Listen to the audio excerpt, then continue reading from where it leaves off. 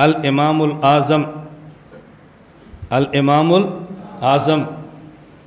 اب اس دور میں ایک نیا فتنہ شروع ہوا ہے کہ لوگ امام ابو حنیفہ رحمۃ اللہ علیہ کی مخالفت جب کرتے ہیں تو پھر جلسے کا عنوان یہ رکھتے ہیں امام اعظم محمد الرسول اللہ صلی اللہ علیہ وسلم کانفرنس۔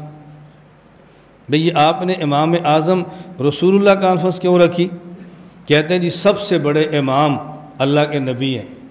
ہم نے کہا سب سے بڑے امام یا سب سے بڑے نبی؟ سب سے بڑے امام یا سب سے بڑے؟ یہ جن کو ہم امام کہتے ہیں ہم ان کو نبی نہیں کہہ رہے، مجتہد کہہ رہے ہیں۔ تم کہہ رہے ہو امام اعظم رسول اللہ ہے، تو یا امام کا معنی مجتہد ہے، یا امام کا معنی مجتہد ہے۔ حضور مجتہدین میں سب سے بڑے ہیں یا نبیوں میں سب سے بڑے ہیں؟ آپ تو سب سے بڑے ہیں، حفاظ سے بھی بڑے ہیں، قراء سے بھی بڑے ہیں، فقہاء سے بڑے ہیں، محدثین سے بڑے ہیں، مفسرین سے بڑے ہیں، تو صرف ایک امام کا کیا قصور تھا کہ آپ نے ان کے مقابلے میں کانفرنس رکھ دیے؟ آپ رکھا کرو پھر قاری اعظم رسول اللہ کانفرنس۔ کیوں جی سب سے بڑے قاری حضور تھے۔ محدث اعظم رسول اللہ کانفرنس، کیونکہ سب سے بڑے محدث حضور تھے۔ تو پھر سب باتیں لکھو، ایک امام کا کیا قصور ہے کہ اس کے مقابلے میں تمہیں کانفرنس رکھنی پڑی ہے امام اعظم رسول اللہ کانفرنس صلی اللہ علیہ وسلم۔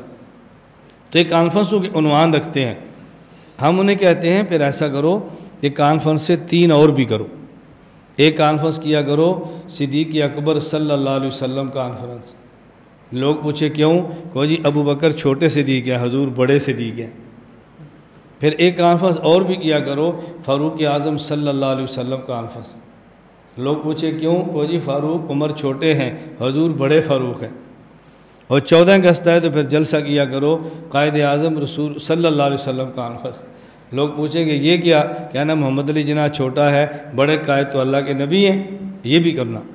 آپ ایک کانفرنس کرتے ہیں، باقی 3 کیوں چھوڑ دیتے ہیں؟ بات سمجھ آ رہی ہے نا؟ اس لیے ہم کہتے ہیں کہ دیکھیں صحابہ کرام سارے صدیق تھے، قرآن کہتا ہے من النبیین والصدیقین، اور صحابہ میں بڑے صدیق ابو بکر تھے۔ صحابہ سارے حق اور باطل کے درمیان فرق کرنے والے فاروق تھے، اور ان میں سب سے اہم فاروق عمر بن خطاب فاروق اعظم تھے۔ جب پاکستان بنا اس وقت جماعت مسلم لیگ تھی، اور مسلم لیگ کے جو لیڈر تھے ان میں سب سے بڑے لیڈر محمد علی جناح تھے۔ تو یہ معنی قائد اعظم محمد علی جناح کا۔ اسی طرح صحابہ کرام کے بعد جو مجتہدین گزرے ہیں ان میں سب سے بڑے مجتہد حضرت ابو حنیفہ ہیں، اس لیے کہتے ہیں الامام الاعظم، الامام الاعظم کہتے ہیں۔ پھر ہم کہتے ہیں حضرت امام ابو حنیفہ رحمۃ اللہ علیہ کو الامام الاعظم صرف ہم نہیں کہتے کہ یہ کو جی حنفی کہتے ہیں۔ الامام الاعظم امام ابو حنیفہ کو کون کہتے ہیں؟ نمبر 1 ابن اسیر الجزری الکامل فی التاریخ میں ہے، الامام الاعظم جلد 5 صفحہ 192۔ ملا علی بن سلطان محمد القاری، ملا علی قاری، معتقد ابی حنیفہ جلد 1 صفحہ 62۔ نمبر 3 امام ابو الحسن علی بن اسماعیل الاشری، ابو الحسن علی اشری، کتاب الابانہ جلد 1 صفحہ 87۔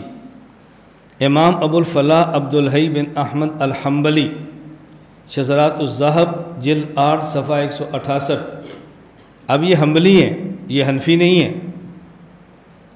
نمبر 5 امام ابو سعد عبد الکریم بن محمد السمعانی، کتاب الانساب للسمعانی جلد 3 صفحہ 389۔ نمبر 6 علامہ شمس الدین محمد بن احمد ذہبی، تذکرۃ الحفاظ جلد 1 صفحہ 126۔ امام عبد الوہاب بن احمد شارانی، المیزان الکبریٰ جلد 1 صفحہ 150۔ محمد صادق سیالکوٹی غیر مقلد عالم، صلاۃ الرسول صفحہ 164۔ محمد ابراہیم میر سیالکوٹی غیر مقلد عالم، تاریخ اہل حدیث صفحہ 37۔ میاں نذیر حسین دہلوی شیخ الکل فی الکل، غیر مقلدین کے سب سے مبانی عالم، فتاوی نظیریہ جلد 3 صفحہ 131۔ تو امام ابو حنیفہ کو امام اعظم صرف ہم نے نہیں کہا، بلکہ امام حنیفہ کو امام اعظم امت نے تسلیم کیا ہے۔